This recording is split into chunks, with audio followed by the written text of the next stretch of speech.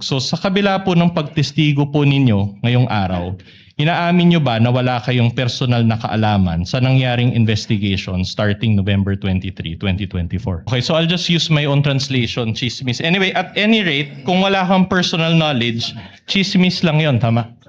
Counsel for the respondent may proceed with his cross when he's ready. You may proceed, sir.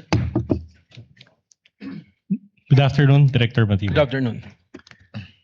As NBI Director, you are the Chief Executive of the Bureau. I'm the chief of the bureau. Yes. And part of your duties is to oversee the conduct of investigation, correct? Tama po. You're also authorized to issue subpoenas for the production of witnesses and documents, correct? Correct. Tama po. Very well. Now, the NBI conducted an investigation following the November 23, 2024 press con, am I right? I'm aware under the report that there was a subpoenaed issue, Okay. but I have no personal All right. knowledge of the issuance. Okay, we'll go there in a while. But this investigation was documented in the two affidavits of investigation, correct? That's correct. All right. And did you read and understand these two affidavits of investigation? I read the affidavit of investigation which was forwarded to the Department of Justice, which is dated February 11. Okay. So, as part of that investigation, will you agree that individuals were subpoenaed? There were individuals subpoenaed. More or less 10 Your Honor? subpoenas? Your Honor, please. Counsel for the panel of prosecutors. Rather, the lead prosecutor is recognized. Your Honor, the witness was appointed as NBI Director only in February 2026. His testimony with respect to the first investigation will only be based on records. Your So Honor- if it will go into the detail of the investigation, I'm afraid, Your Honor, he is not competent as he has no personal knowledge about the first investigation, Your Honor. To begin with, asked and answered, and the witness was about to answer if he knows, given that he is the superior, current superior of this agency, and I presume that he has kept himself abreast of what happened in his agency prior to his assumption in February of 2026. Witness may answer if he knows. Please repeat the question. So, more or less around 10 subpoenas were issued, correct? If you know. Well, I cannot count, All right. but I know that their personality is subpoena. Okay, very well. Now, these people were asked to appear before the NBI, correct? Yes, that is the very purpose of the subpoena. Okay. Now, these appearances were on various dates in November and December of 2024, correct? If you know. I cannot recall Alright, okay. exactly. Now, if you know also, some appeared while some did not. Yes, I was informed during the briefing. All right. Now, for those who appeared, the NBI conducted interviews with them. Yes, All right. And minutes of these interviews were recorded, correct? that is the standard procedure. So I suppose during that time it was recorded. SOP. All right. So after the interviews, the interviewers were also NBI agents, executed affidavits. Is that also a part of the SOP? Yes, that is correct. Okay. And the affidavits attested that interviews were conducted, correct? Yes, it will be signed by the investigating officers and eventually signed by a superior officer. Okay. Very clear so far. Now my question to you is this. Did you actually participate in these stages of the investigation? That is Your Honor? very impossible because I'm not yet a director at that time. Okay, that's okay. Are you aware that a subpoena was issued to VP Sara? Yes, I was informed. Did you sign that subpoena? I was not No. there. I All cannot right. sign Okay. it. Are you aware that a subpoena was issued to Dempsey Reyes of the Philippine Daily Inquirer? I know that there are personalities of WINA who were present during the press conference on the November 23, but I cannot recall who are the personalities because I just went through to the affidavit of investigation. Did you sign that subpoena for Dempsey Reyes? That's impossible because Okay. I'm not that there. That's okay. Now, are you aware also that a subpoena was issued to Red Mendoza of Manila Times? We can confront you with a hard copy if you just want to refer to it, but you can answer also. At any rate, we are showing the soft copies, Your Honor, Your Honor, may I for just... the benefit of this honorable court. Assisting counsel may approach the witness. What is the pleasure of the lead prosecutor? Your Honor, may just enter into the record that the witness already testified that he has no personal knowledge about the first investigation, and all his testimonies will be based only on the records existing in the NBI. At any rate, Your Honor. If he knows, witness will answer. Your Honor, may we request also that those flashed in the big screen be explained by the defense counsel? I already explained, Your Honor. We're confronting the witness with hard copies, and the subpoenas, the soft copies thereof, are displayed. May we as- know, Your Honor, if these documents are pre-marked? Well, it is part, Your Honor, of Articles of Impeachment, Annex G9, pages 159 onwards. So it is part of the records of this case. These May are we not know our if they are documents. pre-marked? Yes, we can mark it. And it was also pre-marked. It is But at any pre-marked. rate, Your Honor, these are not our documents. These are NBI documents, Your Honor. No, the query is just if it's pre-marked, so that the senator judges can refer to it if at all when they The read marking, the TSN. sorry, Your Honor, the marking is D-1-145, Your Honor. Your Honor- Which document, counsel? Because I see 8 documents. In succession, Your Honor. In Those succession. Those are all parts. Counsel may proceed. All right. Now, Your are you, Honor, may I be clarified only about the XX, which are superimposed on those documents on the screen? Counsel for respondent will please reply. Your Honor, it was based on the witness's own answer that he did not personally sign. Nonetheless, it does not reflect the exact document referred to by the defense, Your Honor. And that should not be allowed, Your Honor, with all due respect. It is just to illustrate, Your Honor, for the benefit of the senator judges, and as well as the public watching, so that they can also follow the Lead prosecutor, we will allow it. So for the information of senator judges, the counsel for the respondent confronted the witness with respect to these affidavits that were part of the investigation conducted prior to his assumption as NBI director. And the witness simply stated that he has no personal knowledge with respect to the execution, or due execution rather, of these 2 affidavits thus far out of, I presume, 10. more. May I comment, Your Honor?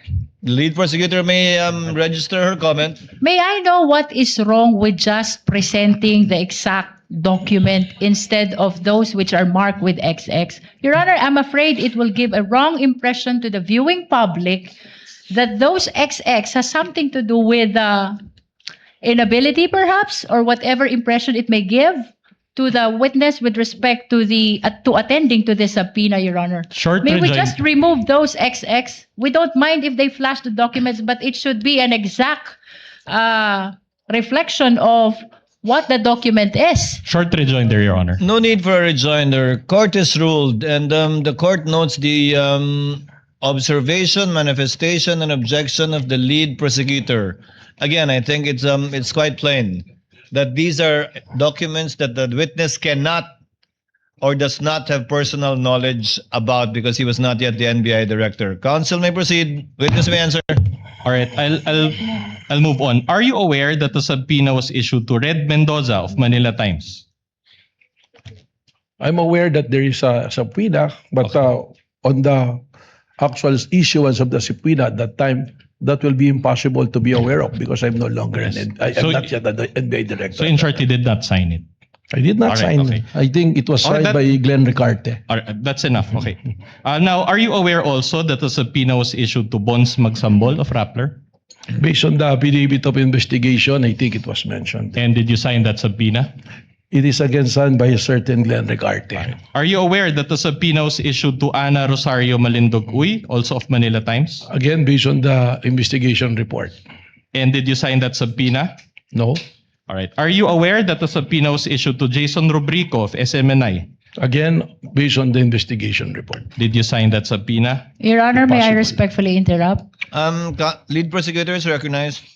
The prosecution is willing to stipulate as to the issuance of this subpoena by the National Bureau of Investigation during the time that the witness is not yet appointed as the NBI director, Your Honor. But that's not my question, Your Honor. I Anyway, think Your that Honor. unless you're willing to stipulate, counsel, to abbreviate the proceedings, that insofar as the questions of the counsel for respondent is concerned, that for the remaining 4 subpoenas, that the same answer of the witness for the previous 6 ones will be the same. We are willing to stipulate on that, Your Honor. We are not willing to stipulate, Your Honor. We'll just ask for a ruling from the court. In that case, witness may proceed. Witness may answer. Counsel will please proceed. All right. Are you aware that a subpoena was issued again to Jason Rubrico of SNM9? Same answer, Your Okay, Honor. same answer. And you did not sign that subpoena for Jason. I said Rubrico. same answer, Alright. Your Honor. Are you aware that a subpoena was issued to Mikhail Flores of Reuters? Same answer, Your Honor. Your Honor, may we ask, Your Honor, that the lawyer of the prosecution do not supply anything or make any comment near the witness because it may affect us. Is he the assisting counsel may not supply any information to the witness other than merely observing the document being shown to him by assisting counsel for respondent. Counsel may proceed. Mr. Presiding Officer, may I speak? Yes, Director. The counsel is not telling anything, but may I request not to cover me so that the people can see me. Yes, that may be granted by the presiding Thank officer. you, Your Honor. Assisting counsel, kindly sit beside the assisting counsel stand beside the assisting counsel for the respondent. You may proceed, counsel, Alright. for the respondent. Are you aware that the subpoena was issued to Mikhail Flores of Reuters? Same answer, Your Same Honor. answer. You did not sign it. Okay. Are you aware that the subpoena was issued to Trixie Cruz Angeles? Same answer. And you did not sign it. Okay. Are you aware that the subpoena was issued to 2 OVP personnel? And did you sign these subpoenas? Same answer. All right. So not a single one. Now, my next question to you is this. Did you oversee any interview that was conducted in the fact-finding investigation? Your Honor, the question is vague. If the witness is a lawyer and is competent to Your answer, Honor- if he knows, Your Honor. Your Honor, during the direct, it was established that there were 2 investigations. The first investigation and the current investigation of the STF. Then, the defense need to specify which investigation is he referring to. The affidavit. Counsel will please clarify. Okay. Did you oversee an interview that was conducted in the investigation that was covered by the affidavit of investigation? As mentioned in my testimony, I was appointed only on February 20, 2026, and it's very unlikely to be part of the investigation prior to that. Okay. So, are you aware that there were at least 4 interviews that were conducted? Your Honor, asked and answered. That is a different question, Your Uh, Honor. Nonetheless, Witness may answer.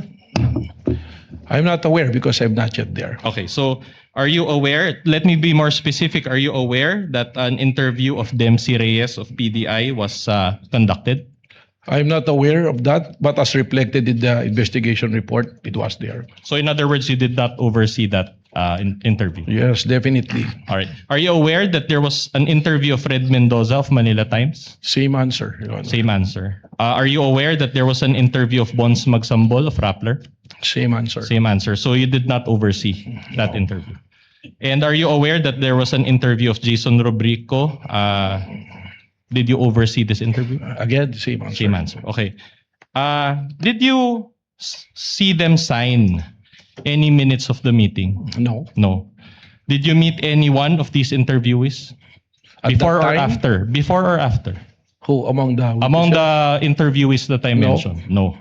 Did you meet any one of their lawyers? No. No. All right.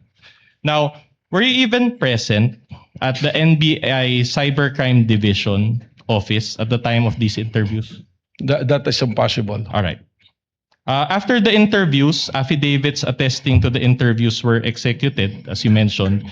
Did you oversee the drafting of these affidavits by the NBI agents? Again, very unlikely. I was not present. All right. Your So- Honor, if I may interrupt, may I just enter a Lead continuing... prosecutor may make a manifestation and/or a continuing objection, as I presume she will. Yes, Your Honor. I'm entering a continuing objection to the line of questions of the defense on the ground, as stated by the witness, he has no personal knowledge about the investigation conducted prior to his appointment in February 2026, Your Honor. Just a That is for short the record. The rejoinder, Your continuing Honor. objection is noted. Counsel for the respondent may proceed. No need for that rejoinder. But were you present when the NBI agents subscribed and sworn to their affidavits? I was not there. You were not there. Still nothing. So, and since you did not actually participate, it means that you do not have personal knowledge of these stages of the investigation, correct? During that time, yes, but as I mentioned earlier, I read the investigation report. So your knowledge of the investigation was based on only of your reading That is absolutely correct. All right. And upon the discussion of the investigating Okay, officers. very well. Now, were you present at the November 23, 2024 press con? I was not present. You were not I was present. not participating on that. And if you know, was any NBI agent present at the November 23, 2024 press con? Not that I know of. None. All right. So in layman's terms, for the benefit of this honorable court and the Filipino people watching, and I'll phrase my question in Tagalog. So sa kabila po ng pagtestigo po ninyo ngayong araw, inaamin nyo ba na wala kayong personal na kaalaman sa nangyaring investigation starting November 23, 2024? Malinaw naman po yun. At ang korte po, I can take judicial notice of the fact na hindi pa po ako NBI director ng panahon na yun. So you're confirming that you do not have personal knowledge because you were only appointed as NBA director a year later or on February 20, Your Honor, ask and 2026, answer correct? question. No, I haven't even asked that question, Your Honor. Kindly let counsel finish. So again, I will repeat. So the reason for this is that because you became NBI director only a year later or on February 20, 2026, correct? Tama po. All right. Okay. So prior to February 20, 2026, you do not have any personal knowledge of any investigation, correct? Nababasa ko lang po sa balita mga pangyayari. Which is not personal knowledge, correct? Well, yun lang po yung knowledge natin. You're a lawyer, correct? Tama po, 29 years. 29 years. Can you recall Rule 130, Section 22 of the Rules of Evidence? Can you refresh me, sir? Okay, I will Because you have a gladly copy. refresh you, of course. I have here a copy of Rule 130, Section 22 of the Rules of Evidence, and I'll read it. Please read with me, Director Matibag. Testimony confined to personal knowledge. A witness can testify only to those facts which he or she knows of his or her personal knowledge, that is, which are derived from his or her own perception. Can you recall that rule now? Ayan po, nababasa ko po ngayon. Okay, you Tama can read po. it. All right. So, based on this rule, will you agree with me that a witness can only testify based on his personal knowledge? Your Honor, may I comment to that? These are basic questions, Your Honor. The Um, witness is a lawyer. He is competent enough to answer. Counsel, are you making an objection? This is a comment, Your Honor. The Um, witness repeatedly testified that he was appointed only in February 2026 and that all his testimonies pertaining to the first investigation are based on records, Your Honor. And this is allowed. As a matter of fact, under the rules, entries in official records are considered as prima facie evidence of the contents thereof. And thus, it's exactly the basis of the witness in answering the question of the defense. So- All his knowledge pertaining to the first investigation are based on records. Short rejoinder, Your Honor. No need, counsel. Distinguished lead prosecutor, the counsel for respondent did not object to the line of questioning of the lead prosecutor earlier, based exactly on the ground cited by the lead prosecutor. The presiding officer will give sufficient leeway to the counsel for respondent to establish his point. I think you also see what he is trying to establish. That's why he made a continuing objection in relation to it.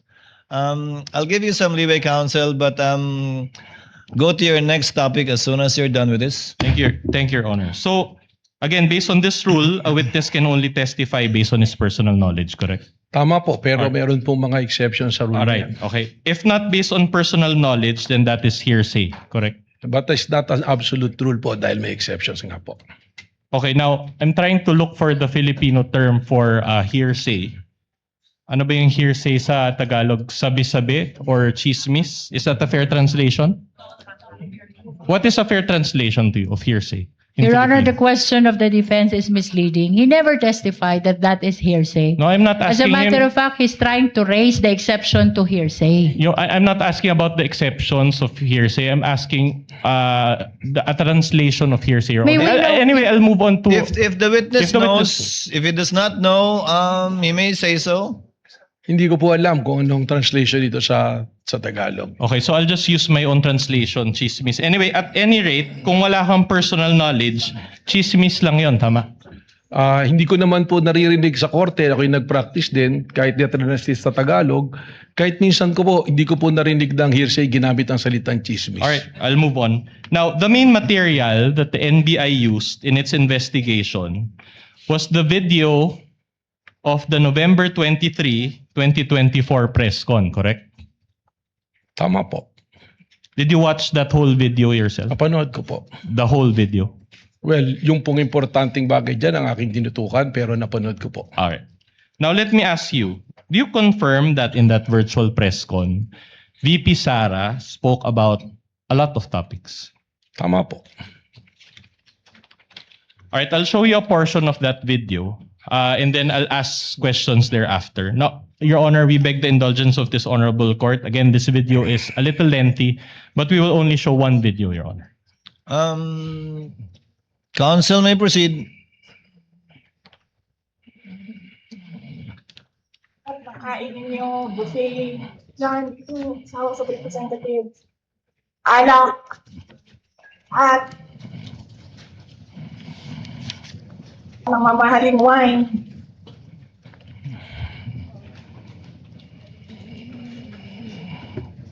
Yan. Yung taong bayan na pinamisan ninyo, 20 pesos rice. Yung taong bayan na hindi ninyo pinupuntahan sa mga komunidad nila, ano sabi nila?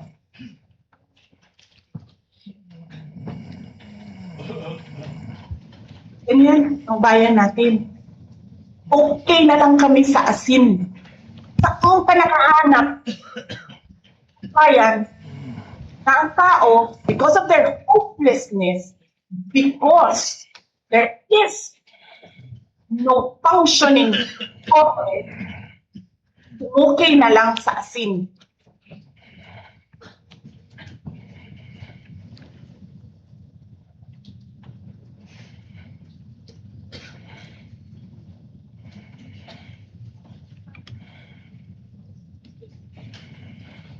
Lang abogado si Attorney Lopez eh. Kasi alam niya kung ano sasabihin niya doon sa mga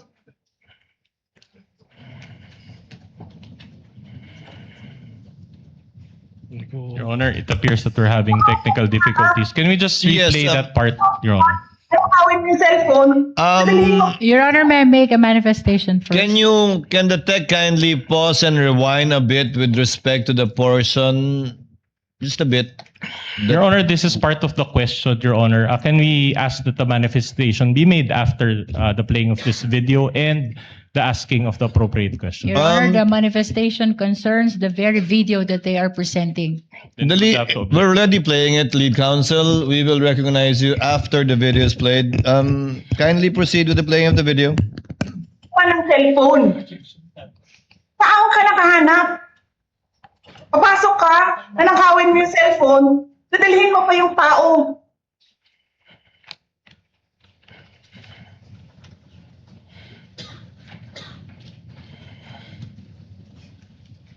Diba? Princess, you're raising your hand.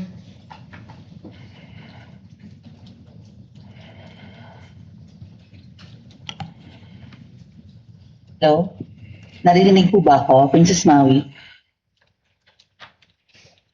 Yes. Oh, thank you. Good morning po, Madam Vice President. Thank you so much nga po pala sa dala niyong hopya nung hearing na pumunta kayo for PRRD. Kami yung nasa likod niyo po, yung tinawag nilang bastos kasi pumalak pa kami because of Congresswoman Cardema. Thank you, ma'am. Nakakain kami. Ako po'y natatakot kumain ng pagkain doon baka mamaya.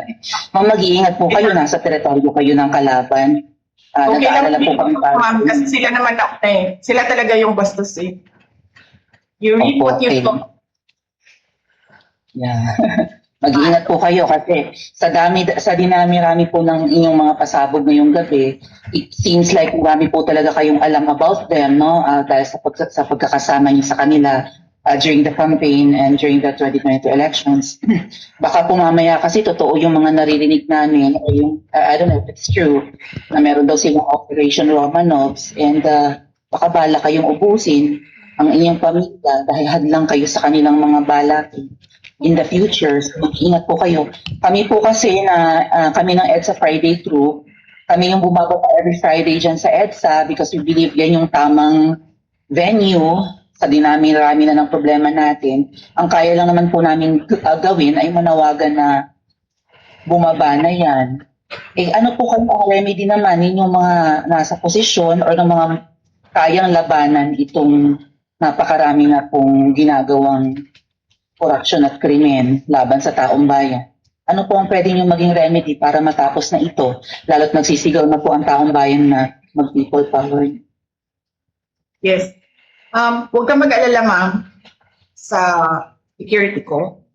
Kasi may kinausap na ako na tao. Sabi ko sa kanya, kapag pinatay ako, patayin mo si BBM, si Lisa Araneta, at si Martin Romualdez. No joke.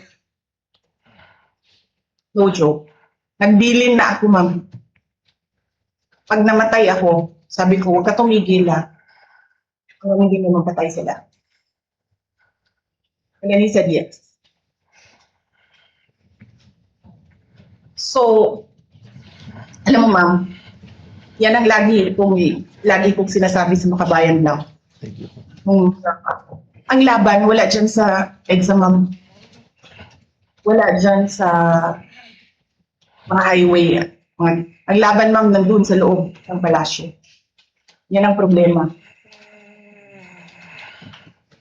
We appreciate yung expression ninyo ng disgust, ng pagkamuhi, ng hopelessness, kasi it reflects kung ano yung nararamdaman ng marami, milyon. Alam ko yan, ma'am, kasi kahit saan ako pumunta, ako ang binoto namin yan dahil sinabi mo, iboto namin.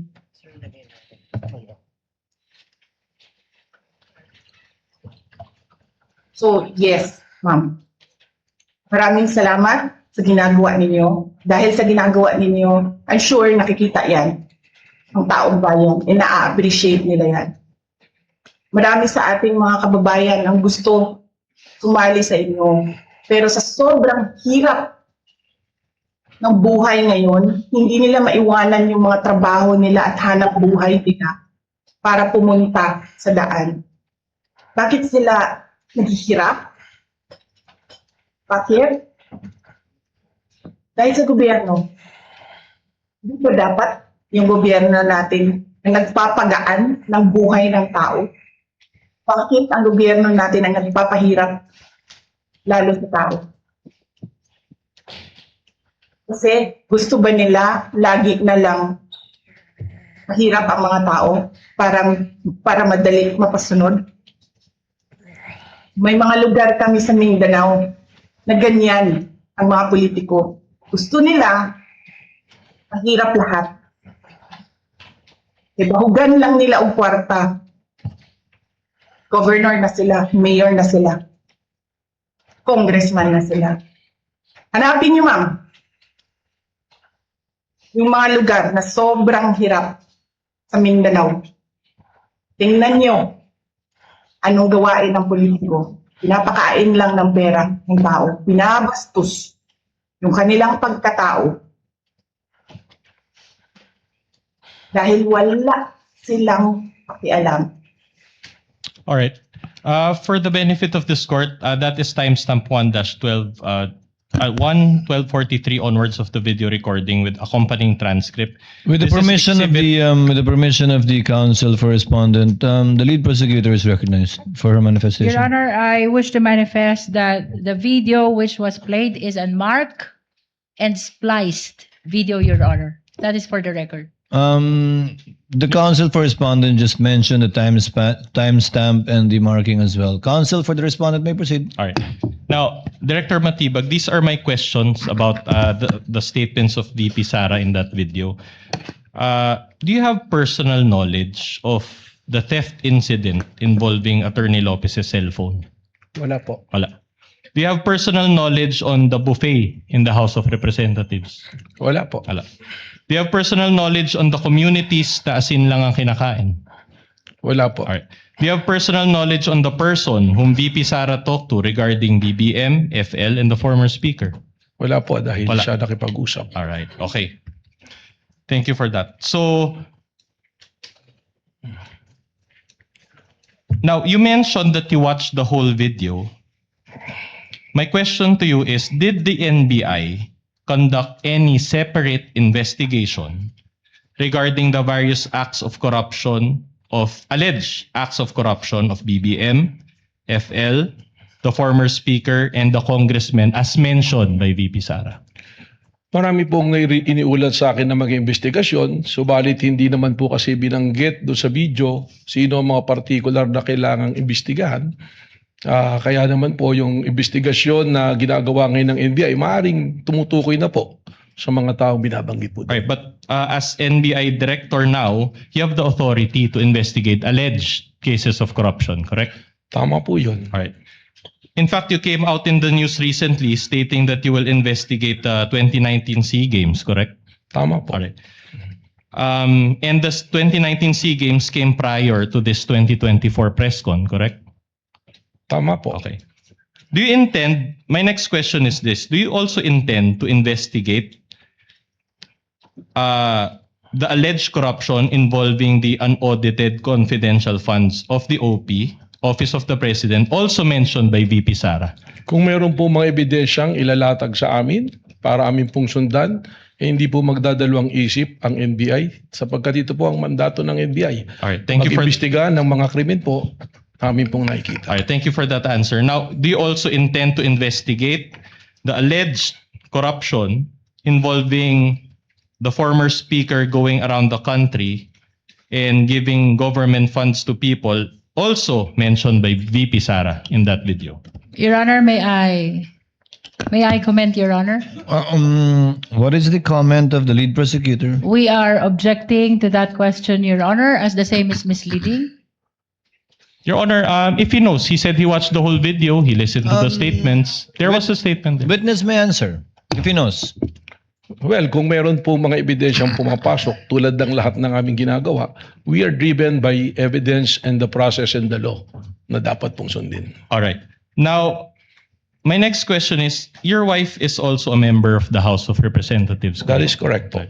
And she is Representative Maria. Your Honor, with all due respect. This is cross, Your Honor. Maybe given leeway, Your Honor. Allow the counsel to finish the question and then you may make your objection afterwards. Finish your question, counsel, for the respondent. She is Representative Maria Rene Ann Lourdes G. Matibag. correct? Before I the witness object, Your Honor. answers, what is the objection of the lead prosecutor? The questions, Your Honor, of the defense with regards to the wife of the witness is totally irrelevant. Your Honor, And that should not be allowed. Your Honor, these are the, credibility testing questions, Your Honor, the- which is always relevant. The objection is overruled. It tests the freedom from bias, if any, of the witness regarding his testimony, and the chair will Nevertheless, allow Your it. Witness may answer. Your Honor, may I just enter there a was already- continuing objection on the line of questions pertaining to the wife of the witness, Your Honor. So noted. Witness may answer. Opo. All right. Now, let me direct your attention to House Resolution number 989. This is also part of the records of this case, entitled Setting Forth the Articles of Impeachment Against Vice President Sara Z. Duterte. Permission to use a pointer, Your Honor. Now, it appears that from this document Counsel may do so. that your wife is one of the endorsers of this House resolution. Can you confirm that? Yes, the name is her. It's there. Okay. Now, there's a signature page also. This document is not numbered, but it appears that it's around page 19. Can you confirm if this is your wife's signature? I think I have no authority to confirm the signature even if she is my wife. So you can confirm the signature of your NBI agent, but not your wife? It's appeared to be her signature, but I have not confronted with the document so that I can compare it. At any rate, Your Honor, may we allow? With the NBI, it's different. I testified earlier that it was presented to me, and I asked him if he signed it, and I'm familiar to his signature because he's always making submission to my office. All right. That's okay. At any rate, Your Honor, may we request, Your Honor, that we be allowed to submark this particular portion. Again, this is May already we part of request, the Your records. Honor, that the witness be confronted first with the document, and We may will we do that, request Your as well that the assisting counsel for the prosecution be allowed to approach. We will do Assisting that, Your Honor. counsel for the respondent may please confront the witness with a document in the presence of assisting counsel for the prosecutor before counsel for respondent requests it to be marked. Witness will kindly look at the document and answer their question. May I first manifest, Your Honor, that the photocopy, the document being presented to the witness is a photocopy. Your Honor, if at all we can agree that the court's copy be submarked, Your Honor. And we request, Your Honor, that the first page that we showed and this signature page around page 16 be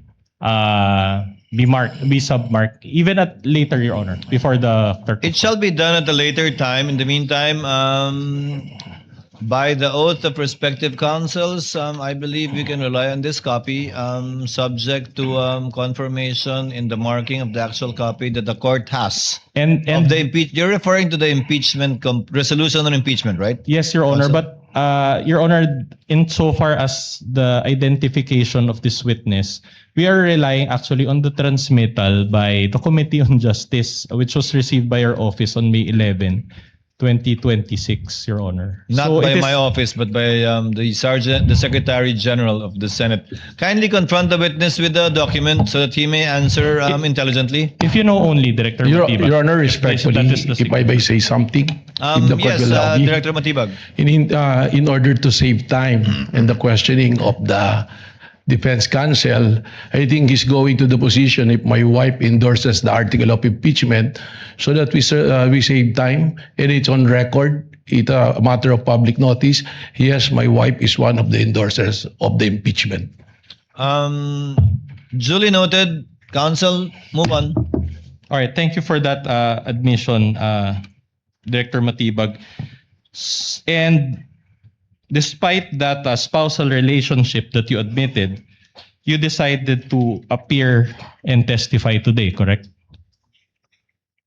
My decision to be a witness is by virtue of a subpoena issued by the Honorable Court and by invitation of the Committee on Justice, the prosecution. However, the job of my wife as a legislator is totally detached from me being the director of the National Bureau of Investigation. Okay, my next question is, but the court did not issue a subpoena for you to appear today. Actually, Are you saying that you receive a subpoena despite this honorable court not issuing a subpoena for you? even if there's no subpoena in the pre-trial order, I was mentioned to be a witness, and I was invited by the prosecution to be a witness. And from my understanding, in the pre-trial order, I was also listed by the defense. I will be gladly witness for the defense as well if I will be called upon. All right, but which is which? Are you appearing today by virtue of a subpoena or without a subpoena? I'm appearing today as a witness, as called upon and announced by the Honorable Court and by the invitation also of the No, that's prosecution. not my question, Director Matibag. You're a lawyer, you know this. Are you appearing today by virtue of a subpoena or no subpoena? There's no written subpoena, but there is a verbal announcement from the Honorable Court that I will be a witness in today's hearing. Your Honor, the question of the defense is What? misleading. It is apparent that last week a subpoena was issued to the witness, Your Honor, and it is because of the other matters that was heard and addressed by the impeachment court. The schedule of the witness was scheduled to today. Your Honor, The objection is overruled. First, asked and answered, and for the record and information of the senator judges, the presiding officer confirms that no subpoena was issued to Director Matibag. In fact, I asked if one was needed, and the response I got was that it was not necessary. But indeed, the chair also confirms that the name of Director Matibag was requested to be invited by the counsel by the prosecutors, and he was so named. by the presiding officer to attend in, I believe, yesterday, supposedly, and today's trial dates. Move on, Counsel. Just one last question on this point. So Counsel. considering that there's no subpoena, I'm just wondering how it works. Did you coordinate with any of the prosecutors in relation to your appearance in today's proceedings? Well, we conducted some meetings on this matter. You mean prior to your appearance to this honorable court, you met with members of the prosecution? Yes, twice when I was informed that I will be a witness on the pretrial order. All right. Did you meet with the private prosecutors or the public prosecutors? With the chairman of the committee, with the Congresswoman Jerry Miller. And you are confirming in open court that you discussed or you were briefed in that meeting based in your testimony? What was the what? Okay, you can explain. Well, I'm a lawyer and I know where you're going. There was no discussion or coaching. We just discussed matters that's supposed to be covered by my testimony. Because I'm a director, I will be testifying. Of course, they will want to know what will be the nature of my testimony. In the same way that when you want to present me as your witness, I will be more than willing to sit down with the defense counsel. Your Honor, I take exception to that. I don't think Director Matibag knows where I'm going. In fact, I'm moving on to a new point. At any rate, Your Honor, I don't think we are calling him as a witness. So these are facts that only he assumes. No, And we but want it to was- state that for the record, Your Honor. Witness will not argue with the counsel. Kindly sorry, move Your on. Honor. Kindly move on, Yes, sir. counsel, for the respondent. All right. Let's just move on, Director Matibag. The NBI is under the DOJ, correct? That is correct. All right. And the DOJ is under the Office of the President, correct? That is correct. Now, BBM, in short, BBM has control and supervision over both NBI and the. Your Honor, sorry, I am hearing comments from the prosecution. I don't mean any disrespect to the president. It's just for purposes of abbreviation, I'm just calling him BBM. But at any rate, I'll move on to my question. So BBM has control and supervision over both the NBI and the DOJ, correct? That is not exactly correct. Only on the matter of appointments, but we enjoyed independence in the matter of investigation. I'm glad you mentioned that. Do you confirm that you're an appointee of BBM? Well, it's only the president who can make an appointment. I think it is provided for in the law. What's the answer? Yes. Yes, okay.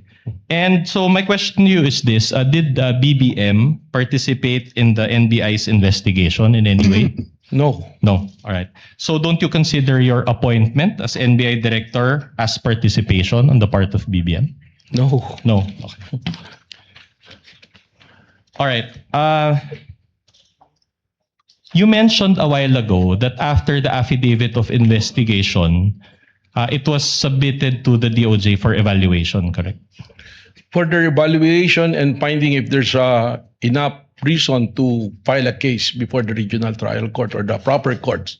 All right. And during your direct testimony, you also mentioned that as we speak, it is still pending, correct? That is correct. All right. Now, in other words, in terms of formal charge to be filed in court, that is still not available at this time, correct? It's in the jurisdiction of the National Prosecution Service, which is under the Department of Justice. But insofar as the case that the NBI filed with the DOJ, is it not the case that that charge does not include contracting for the assassination? That is correct. What was filed was grave threat and inciting to sedition. So in other words, at this point, VP Sara is not being made to answer for contracting for assassination, correct? That is exactly what that my testimony covered. That she is being investigated for contracting a person to kill the president. And that is a continuing threat not only to the life of the president, but to the national security of our country. Not responsive, Your Honor. My question is if she's already being made to answer to that particular charge. Made to answer counsel, meaning Subpoenaed. has she been subpoenaed? I'll be more specific. Has she been subpoenaed in terms of contracting for assassination? Well, in this impeachment court, she's being on trial, and that is very well covered by the articles. To me, as a lawyer, not only as an NBI director and as a former dean, that is a betrayal of public trust to me because she made an oath of office that she will protect, defend the Constitution, execute laws, do justice to others. Director and Matibag, consequently let to the self. court intervene at this juncture. That is not responsive to the question of counsel. Kindly just answer the question. Has the NBI issued a subpoena against the Vice President with respect to the crime of contracting a killer, allegedly? At this point, Your Honor, not yet. Not yet. Okay. Please proceed, counsel. That's enough. So no subpoena as of now. But in other words, has there been any affidavit of investigation relating to contracting for assassination? My understanding is there was a subpoena issued at that time during the investigation to the Vice President, and the lawyer submitted an affidavit. No. Again, not responsive, Your Honor. I'm talking about an affidavit of investigation executed by the NBI. Not in yet. terms of not yet. Okay, so at this point, would you agree with me that the DOJ has not found any basis for contracting for assassination? Wala pa po sa Wala ngayon. pa. All right. So at this point, as of today, there's simply no evidence to warrant the filing of a formal charge for contracting for assassination, correct? That's why kung babalikan po natin yung aking testimonya, this is a continuing and an open investigation as to the contracting a killer. So in other words, the reason why these are not present at this time because your investigation is still ongoing. It's a case build-up and an open, active investigation. All right. Very well. Now, you mentioned about grave threats and inciting to sedition. My question to you is, these subject matters fall under the category of felonies, correct? That's correct. Yeah. Now, in fact, based on the penalties involved as provided by law, these fall under the jurisdiction of the first level trial courts, correct? Yes. All right. Now, moreover, for one to be declared guilty of these felonies, the burden of proof is guilt beyond reasonable doubt, correct? That is correct. Now, guilt beyond reasonable doubt, is this a low threshold or a high threshold? Beyond reasonable doubt, of course, it's a high threshold. In fact, it is the highest threshold in That is criminal law, correct. correct? So in other words, para lang for the benefit of the Filipino people watching, so hindi ka pwedeng magsampa ng kaso nang hindi mo kayang patunayan, correct? Tama po yun. Dahil meron pong Memorandum Circular number 20 ng Department of Justice kung saan sinasabi that when you file cases, there should be a reasonable certainty of conviction. Thank you for that clarification. So if the threshold is guilt beyond reasonable, if this threshold of guilt beyond reasonable doubt is not reached, then the accused must be acquitted, correct? Tama po yan. And insofar as grave threats or inciting to sedition, it is the trial courts that will decide that, correct? That is correct. Not the DOJ. The DOJ will submit the information and the resolution for prosecution. At the end of the day, it will be the court who will say whether it's guilty or not. All right. Now, in your testimony earlier, you mentioned that there are leads on the alleged person that VP Sara talked to, correct? Yes. But let me ask you this. During that press con, did VP Sara mention the word assassin? Wala po. All right. Now, the investigation on these leads, are these already final? Pakiulit po. The investigation based on these leads that you mentioned, are these already final? Hindi po. Hindi pa Malinaw po sinabi ko that this is a continuing and open investigation po. All right. So, in other words, you haven't given any opportunity for VP Sara to confront this alleged person, correct? Hindi pa po. All right. But will you agree with me that confronting this alleged person is part of due process? Tama po. Kaya mas maganda nga po kung si VP Sara mismo ang magsabi dito kung meron siyang kinausap at kung sino kinausap. But is that part of the SOP also, that you give an opportunity for VP Sara to confront? Tama po. Pag natukoy na po namin kung sino ang taong kanyang kinausap, that is the time na siya po ay aming kukomprontahin para siya po ay masagot niya kung itong taong talaga ito ang kanyang kinausap para patayin ang Pangulo. All right. My next question is very simple. So you offered your testimony before this impeachment court, even you performed SOP or giving opportunity to VP Sara to confront? Malinaw naman po yung sinabi ko. Pag nakita po namin kung sino ang taong kinausap, saka po namin siya kukomprontahin, kasama po ang taong iyon at kasama po ang mga willing na nagbibigay ng human intel para harapin po ang akusasyon na yun. So considering that you're still pursuing those leads, don't you think that your testimony today is premature? Hindi po. Sapagkat malinaw naman po sa statement ng ating Vice Presidente na meron siyang kinausap para patayin si Bongbong Marcos, si Lisa Marcos Araneta, si Martin Romualdez, at sinabi pa niya na walang biro to us sa law investigation. Applying po namin yung pong methodology na ginagamit ng Secret Service sa Amerika, ay papasok po rito na ito isang malinaw na confession ng isang tao na meron siyang isang plano na pagpatay. Okay, I'll move on, but I'll ask you, isn't that a trial by publicity, which is not sanctioned by our laws? Hindi po. Sapagkat kaya nga po namin hindi nilalabas yung aming pong mga confidential at secret na investigation. Lamang nga po, tayo'y pinatitistigo rito na kailangan natin pong sabihin kung ano na ang naging takbo ng investigasyon. At malinaw naman po sa aking testimonya na dito sa continuing open investigation, active investigation, na kung saan meron pong mga persons of interest. At pag tinanong po natin ito sa mga nakakaunawa ng law enforcement, ganito po talaga ang practice ng law enforcement. In fact, you mentioned during your direct testimony that you cannot give further details, correct? It's Tama po. classified. Okay. So, with all due respect, and I'll ask this in Filipino, with all due respect to you, Director Matibag, kung hindi nyo pa po pala kayang magbigay ng detalye, bakit nyo pa po nilabas na may leads kayo in the first place? Sapagkat gaya po ng sinabi ko, malinaw naman na yung pagsasalita ng ating Vice Presidente na siya ay kumausap ng papatay at pumayag yung papatay na patayin ang mga individual na ito, meron na pong pagkakasundo na gagawin po ang isang krimen.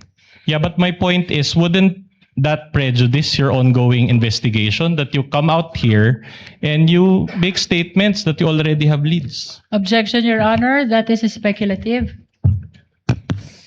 Witness may answer. Kaya nga po ang dahilan na hindi ko mabanggit kung sino po yung mga persons of interest dahil doon po makukompromiso ang investigasyon na gumugulong.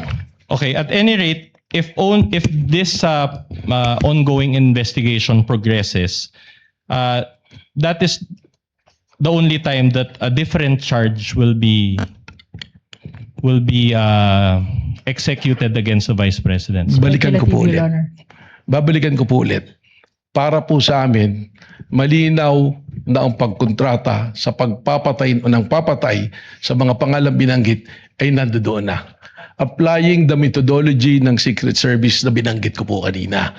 Ang hindi na lang po natin nakikita ay kung sino ang taong kinausap. Kaya ito po ay still open and continuing investigation. At any rate, it's not yet final, correct? Tama po. All right. Now, you mentioned that the NBI is still conducting an investigation, ongoing investigation. Do you still use the video of the November 23, 2024 press con in this ongoing investigation? Isa po ito sabi naging batayan para po doon sa 5-point the standard na tinitingnan po namin ay amin pong matugunan. All right. It's an almost 2-year-old video now. Do you think it's still relevant to your ongoing investigation? Hindi po. Sapagkat hanggang sa ngayon nga, ay hindi pa natin nahanap kung sino ang taong kinausap po ng ating Vice Presidente. Okay, very well. Attorney Matibag, do you know Mel Sabio? Opo. All right. Now, about 2 months ago, an old audio-video file of the two of you circulated online. By the way, we won't show that video out of respect to your to the party's rights, as well as I saw your wife here also, out of your family members' rights and also out of Mel Sabio's rights. I'll just ask you a few questions. This video circulated online, and you already came out in the media admitting that it was you and Mel Sabio who were involved in that video, correct? Tama po yun. That is a private conversation sa dalawa pong magkaibigan na hindi nagkakasundo. All right. And my only question to you is this. Did that incident demonstrate an emotional outburst on your part? Kasama na po yun, combination na ng galit at disappointment. At ako naman po inamin ko na yan ay isang pagkakamali na akin pong tinanggap na rin at pinagsisihan. All right. Could you recall what you said in that video? Masama po yung aking mga sinabi. Meron pong hindi talaga kaya-aya. Can you recall, just to give an idea of those who were not able to I watch? cannot exactly recall because that was a really long time ago. That's okay.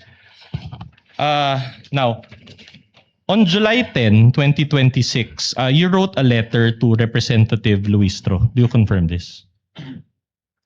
July 10. July 10, 2026. Opo. All right. Tama po.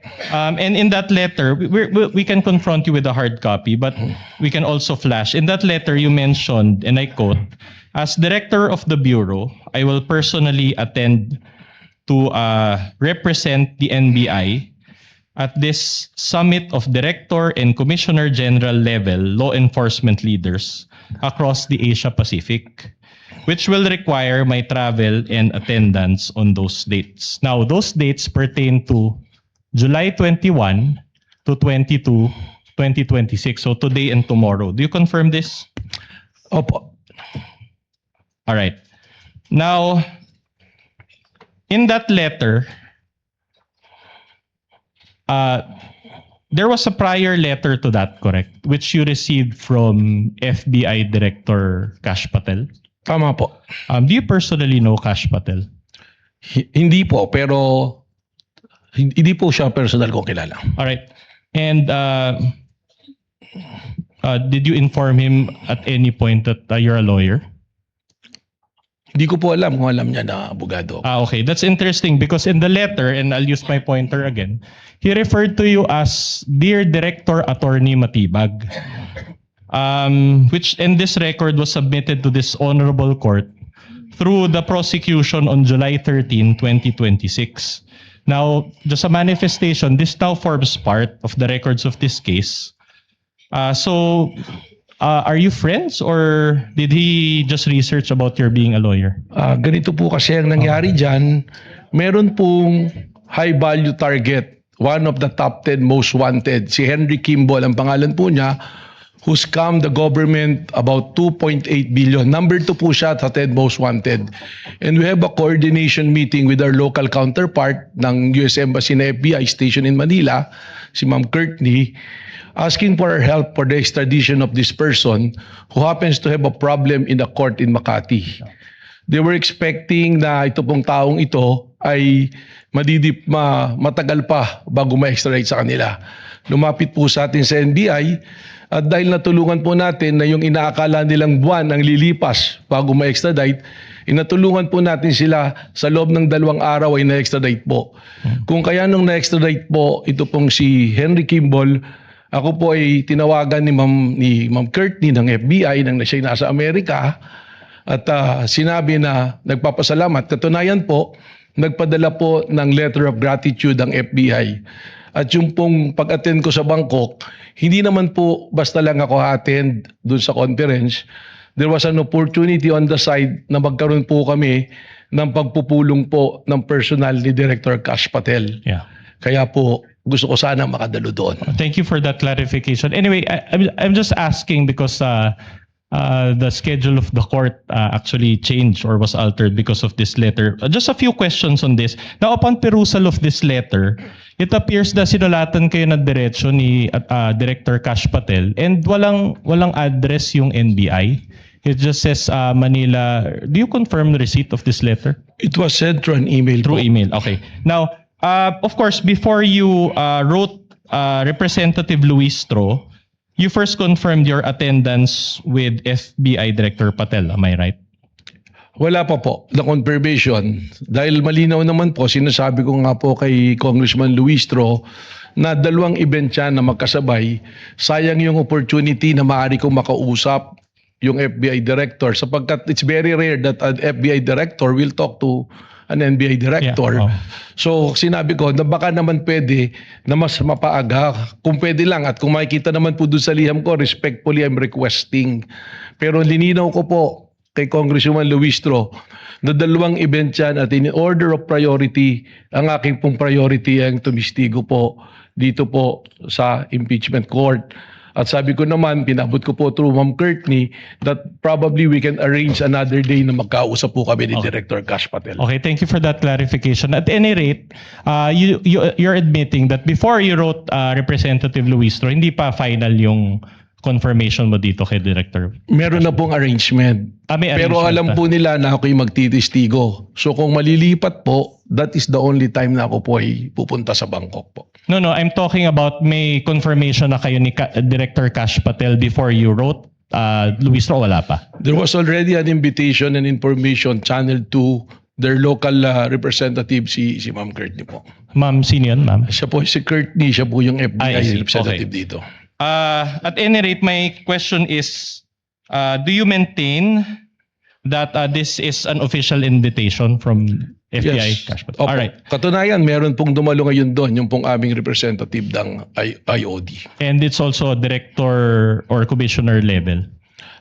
Ano po, siya po ay division level po. Are you at liberty to disclose the name? Or? Yes, opo, Attorney Chris Hernandez. Nandun siya sa Bangkok ngayon. Nandun po siya ngayon. Would you know kung si Director Cash Patel nag-attend dun sa Bangkok ngayon or nag-cancel din siya? Hindi ko po alam. I Ay, have to wala. get the information. All right. Now, just one last manifestation, Your Honor. Again, these documents comprising of 3 documents, June 24, July 10, and July 13, were introduced by the prosecution and then are now part of the records of this case. If I may be allowed to proceed, Your Honor. Now, I'll show you one last graphic and then I'll ask you a couple of questions thereafter. Can we show the graphic? All right. So,